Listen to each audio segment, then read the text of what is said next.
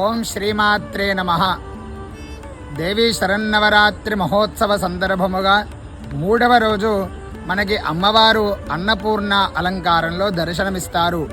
సూర్యుడి యొక్క ఏ కిరణం వల్ల కిరణజన్య సంయోగక్రియ జరిగి మానవాళందరికీ కూడా ఆహారం అందుతుందో ఆ కిరణమే మనకు అన్నపూర్ణతో సమానము. ఆ కిరణాన్ని అన్నపూర్ణగా భావించి ఈరోజు అన్నపూర్ణాదేవి అలంకారంలో అమ్మ మనకు దర్శనమిస్తారు.